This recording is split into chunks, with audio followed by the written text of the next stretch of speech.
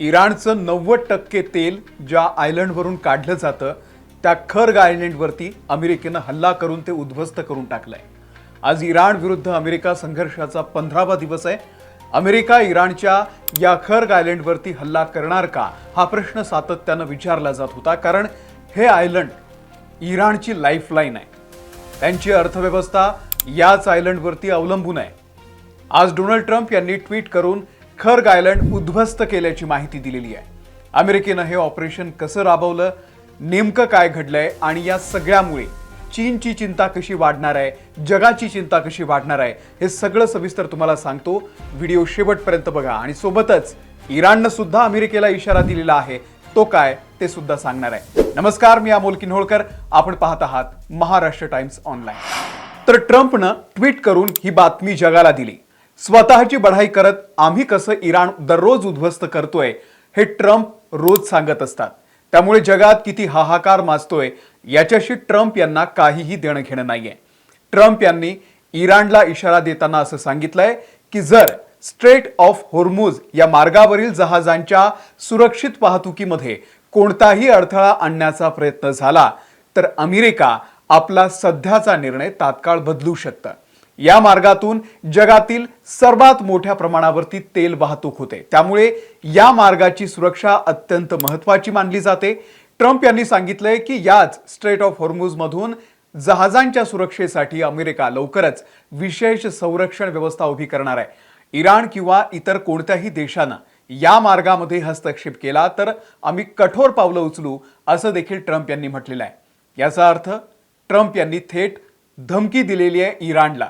दरम्यान अमेरिका या भागामध्ये लष्करी ताकद वाढवतीये। अमेरिकेने या प्रदेशामध्ये अतिरिक्त 2500 मरीन सैनिक आणि 3 युद्धनौका पाठवल्याची माहिती समोर आलेली आहे।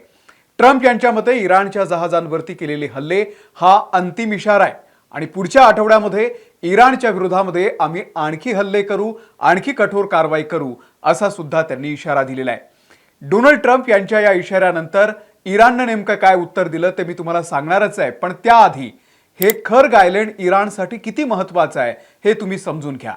आपण या खर्ग आयलंडचं लोकेशन जरा नीट समजून घेऊयात, त्यामुळे तुम्हाला अंदाज येईल की हे आयलंड किती महत्त्वाचं होतं इराणसाठी। हा इराण आहे, त्याच्या समोर हे आखाती देश आहे आणि त्याच्यामध्ये इथे हे पर्शियन ओशियन आहे, इथे इराणचा हा समुद्र किनारा आहे आणि इथूनच काही अंतरावरती हे ठिकाण आहे खर्ग आयलंड। तर अमेरिकेनं याच ठिकाणाला टार्गेट केलेलं आहे। अमेरिकेनं नेमकं हेच आयलंड आता उद्ध्वस्त करून टाकलेलं आहे। इराणमध्ये जे काही तेल साठे आहेत तिथून जे तेल बाहेर काढलं जातं त्याला पाईपलाईनद्वारे या आयलंडवरती आणलं जातं। इथे थेट पाईपलाईन आहे इराणमधल्या सगळ्या तेल साठ्यांची, ते इथे कलेक्ट केलं जातं आणि इथेच त्याची प्रोसेसिंग होते। हे किती महत्त्वाचं आयलंड आहे तुम्हाला अंदाज येईल, त्यामुळे इथे सुरक्षाही तेवढीच कडक होती। मिलिटरीचा बेस आहे, पण ट्रम्पनं जो व्हिडिओ जारी केलाय त्यात हे सगळं उद्ध्वस्त झाल्याचं दिसतंय।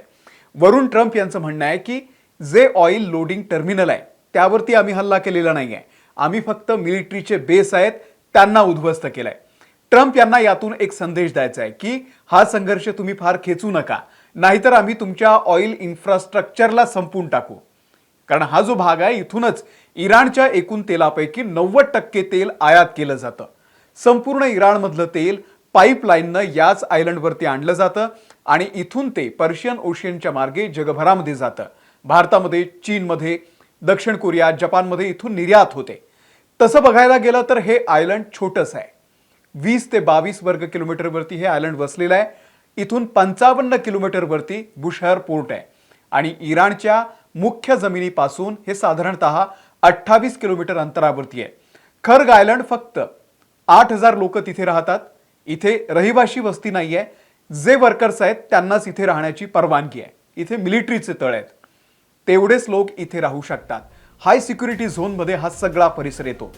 खर्ग आयलंड हे फक्त इराणसाठी नाही, जगासाठी महत्त्वाचं आहे। जसं मी मगाशी सांगितलं, इराणच्या एकूण क्रूड ऑइलच्या 90% इथून आयात होते आणि वर्षभरामध्ये 950 मिलियन बॅरल तेल इथे प्रोसेस केलं जातं। 7 मिलियन बॅरल तेल दररोज इथून निर्यात करण्याची क्षमता आहे आणि म्हणूनच याला beating heart of the Iran oil empire असं म्हटलं जातं। हे खरं तर इराणचं फॉरबिडन आयलंड आहे. एकतर इथे मिलिटरीचा तळ आहे, दुसरं म्हणजे सामान्य लोकांना इथे अजिबात परवानगी नाही. इराणच्या अर्थव्यवस्थेचा कणा म्हटलं तरी हरकत नाही, इतकं महत्त्वाचं हे आयलंड होतं. याची सुरक्षा व्यवस्था इराणियन रेव्होल्युशनरी गार्ड कॉर्प्स म्हणजे IRGCच्या हातामध्ये आहे. मिलिटरीचे चेक पॉइंट आहेत, सर्व्हेलन्स टॉवर आहेत, प्रवेश करणाऱ्या लोकांना इथे परमिट दिलेला आहे. ते दाखवूनच इथे एंट्री दिली जाते. इथून दिवसाला 7 million barrel crude oil Iran निर्यात करू शकतो. पण इराणवरती सध्या इतके निर्बंध लावलेले आहेत की आजच्या घडीला ते फक्त 1.6 मिलियन बॅरल तेलच इथून निर्यात करू शकतात. विचार करा, जर 7 मिलियन बॅरल तेल त्यांनी मार्केटमध्ये रोज आणलं, निर्यात केलं, तर तेलाचे दर किती कमी होऊ शकतात. या खर्ग आयलंडची विशेषता ही आहे की हे खोल समुद्रात आहे, त्यामुळे मोठमोठे टँकर्स इथे येऊन त्यावरती सहज लोड होऊ शकतो.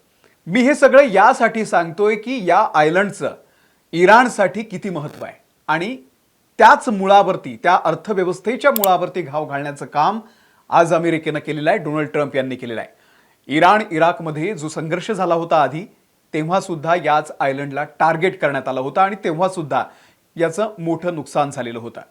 आता या सगळ्याचा जगावरती काय परिणाम होणार आहे, तर सर्वात जास्त टेन्शन जे आहे ते चीनला आहे. कारण इराणच्या एकूण तेल निर्यातीपैकी 70 ते 90% तेल चीन खरेदी करतो आणि चीन हे तेल स्वस्तामध्ये घेतो, हे विशेष आहे. त्यामुळे चीनला या सगळ्याचा मोठा तोटा सहन करावा लागणार आहे. आता डोनाल्ड ट्रम्प यांना वाटत असेल की हे सगळं करून इराण शांत बसेल, तर तसं होणार नाहीये. कारण इराण जशास तसं उत्तर देणार आहे. ही घटना घडल्यानंतर इराणनं तात्काळ अमेरिकेला आव्हान देऊन सांगितलेलं आहे की आम्ही याचा बदला घेऊ. अमेरिकेशी लिंक्ड असलेल्या सर्व साइट्स आम्ही टार्गेटवरती ठेवू, असा इशारा त्यांनी आता दिलेला आहे. आता अमेरिकेच्या सर्व ऑइल साइट्स कुठे आहेत लक्षात घ्या, तर त्या आहेत मिडल ईस्टमध्ये. या सगळ्या साइट्स आता आम्ही उद्ध्वस्त करणार आहे, असं इराणच्या IRGCनं सांगितलेलं आहे. त्यामुळे हा संघर्ष आणखी लांबणार आहे, लवकर संपणार नाहीये, आणखी भडकणार आहे, लक्षात घ्या. आणि हा तेलाचा संघर्ष आहे. सर्वात जास्त नुकसान आहे ते मिडल ईस्टचं.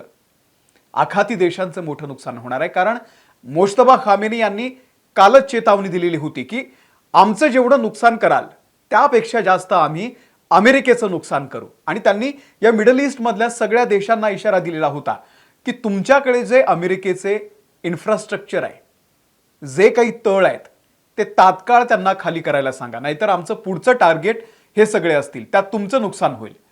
तुम्हाला या सगळ्या संघर्षाबद्दल, अमेरिकेच्या या सगळ्या रणनीतीबद्दल आणि इराण त्यांना देत असलेल्या प्रत्युत्तराबद्दल नेमकं काय वाटतंय, आम्हाला कमेंट करून नक्की सांगा.